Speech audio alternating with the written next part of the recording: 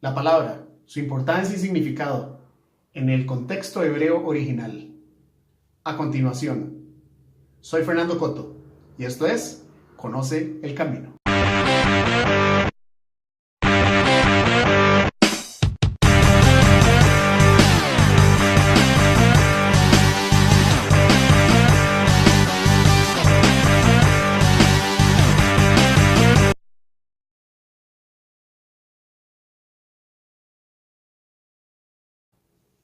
La palabra. ¿Con qué relacionamos la palabra? La palabra la relacionamos con las cosas que decimos. La palabra es algo que tiene mucho valor. Pero todos conocemos que a la Biblia se le llama la palabra. Y no es cualquier palabra porque es la palabra de Dios. Ahora bien, ¿con cuánta seriedad nos tomamos la palabra de Dios? Hoy vamos a explorar el significado de la palabra palabra. En nuestras lenguas romances o germánicas occidentales o las que se generaron indoeuropeas son muy diferentes a las semíticas como la hebrea, porque nuestros significados son abstractos. No podemos relacionar una palabra o un significado con algo tangible. Así que pónganse a pensar, si ustedes tuvieran que dar la definición de palabra, ¿qué definición darían? ¿Es algo fonético? ¿Es algo que describe una cosa? Cualquier descripción que ustedes quieran dar es abstracta, pero en el hebreo la palabra tiene un significado concreto. Todo significado de toda palabra y toda letra es algo que podemos sentir, percibir o tocar. Como la palabra palabra. En hebreo es dabar. Y la palabra dabar en hebreo la podemos descomponer en sus tres letras principales, que es dalet, bet, resh, y significa abeja. ¿Sí? De ahí se deriva el nombre Débora, que significa abeja. Dabar es abeja, pero también tiene un segundo significado, que es fuente de alimento. Lo más maravilloso de este extraordinario idioma concebido en la mente de Dios es que tanto la palabra como la abeja o la fuente de alimento se relacionan entre sí. El mismo significado de la palabra nos dice lo que la palabra indica. ¿Qué relación hay entre el concepto de abeja y fuente de alimento con la palabra? ¿Qué enlaza la abeja con la fuente de alimento? Y quizás lo primero que se nos viene a la mente es, claro, la polinización. Así que quiero compartir con ustedes una definición de polinización que encontré por aquí. Y dice así: la polinización es el proceso de transferencia del polen desde los estambres hasta el estigma o parte receptiva de las flores, donde germina y fecunda los óvulos de la flor, haciendo posible la producción de semillas y frutos, los cuales es fuente de alimento. El transporte del polen lo pueden realizar diferentes agentes llamados vectores de polinización. Estos pueden ser bióticos o abióticos. Entre los primeros encontramos insectos, aves y especialmente las abejas. Entre los segundos serían el agua y el viento. Y aquí hay algo supremamente interesante, porque nos queda claro que la palabra son las abejas, que a su vez son la fuente del alimento gracias a la polinización, para la producción de semillas, que a la postre van a darnos el fruto, la fuente del alimento. Pero entre estos agentes polinizadores también encontramos el agua y el viento, lo cual en la mente de Dios es extraordinario porque nos da todas estas definiciones acerca de su palabra como la fuente de alimento, porque el agua es utilizada también como una analogía de la palabra de Dios. Y el viento también, ya que el viento en hebreo, la palabra ruach, que es viento, también significa espíritu, lo cual nos lleva al principio de la Biblia, donde el Espíritu de Dios se movía sobre la faz de las aguas. Y dijo Dios, en Génesis 1:3, cuando dice dijo Dios, es la palabra creadora, es la primera mención de una palabra en la creación. Cuando Él empieza a crear, Él crea con el poder de su palabra. Y dijo Dios.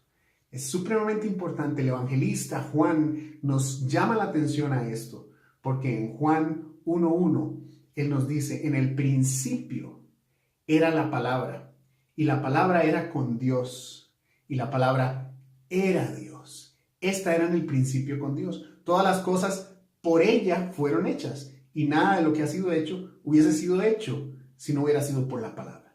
En algunas versiones de la Biblia tal vez ustedes pueden encontrar la palabra verbo en lugar de palabra, porque viene de una traducción del latín verbus, que viene a la vez de la traducción del griego que usa la palabra logos. Y la palabra logos en griego significa la palabra razonada, la palabra inteligente, la palabra pensada.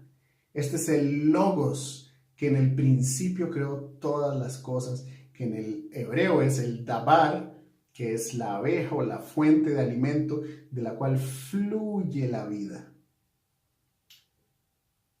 Es interesante pensar que en las últimas décadas hay una escasez de abejas.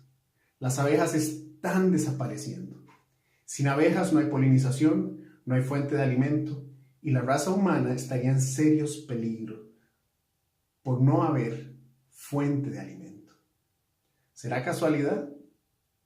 ¿No es paradójico que al no haber abejas podemos darnos cuenta que tampoco hay exposición de la palabra? ¿Será que no hay suficiente exposición de la palabra? ¿Será que la palabra también se está extinguiendo? Es interesante pensar las miles de personas que están asistiendo a las iglesias, las megasiglesias con decenas de miles de creyentes que van a exponerse a la palabra. ¿Será que se están exponiendo a la palabra? ¿Será que como creyentes nos hemos acostumbrado a un sistema homilético de exposición bíblica y hemos dejado el estudio de esto? Hemos dejado de ir al alimento. Quiero preguntarle, ¿qué pasaría si usted tratara sus alimentos físicos como trata la lectura de la palabra? ¿Cuánto tiempo sobreviviría? Hágase la pregunta. ¿Por qué pareciera que entre más personas están llegando a las iglesias, no hay un impacto en el mundo? Incluso la forma de adorar. Quizás una de las cosas más alarmantes son las últimas estadísticas que nos da la Enciclopedia Cristiana Mundial. Pero no solo la Enciclopedia Cristiana Mundial, sino que el Centro para el Cristianismo Global, el Seminario Teológico Gordon Conwell, así también como el Centro de Investigación Pew, el cual es líder en la investigación de las ciencias sociales en los Estados Unidos, en las encuestas entre el 2001 y el 2015 señalan que en el mundo hay entre 35,000 y 47,000 denominaciones cristianas diferentes. Sí, lo oyó bien. Denominaciones.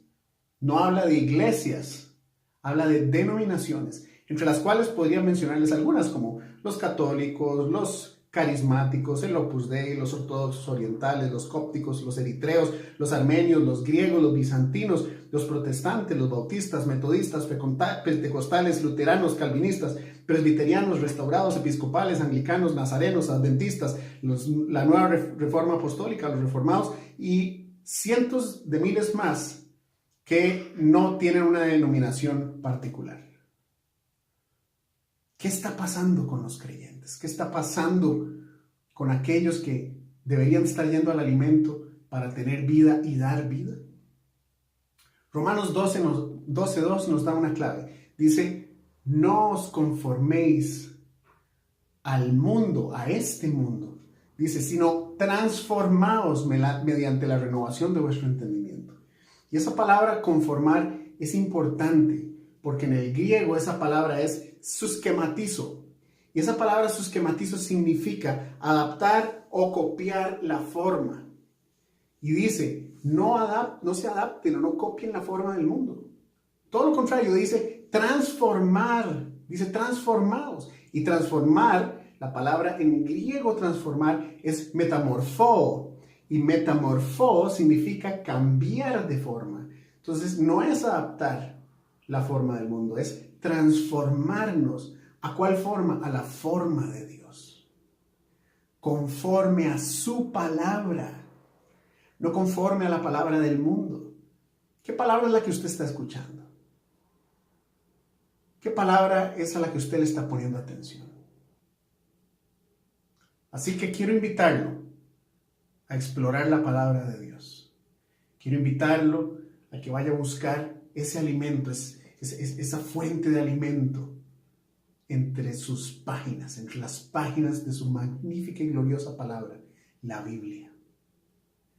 Búsquela, porque en el primer capítulo del Evangelio de Juan dice que esa palabra se hizo carne y habitó entre nosotros. Y vimos su gloria como la del único de Dios. Esa palabra es Jesús. Y en Él usted va a encontrar todo lo que usted necesita para vivir. Soy Fernando Coto y esto es Conoce el Camino. Hasta la próxima.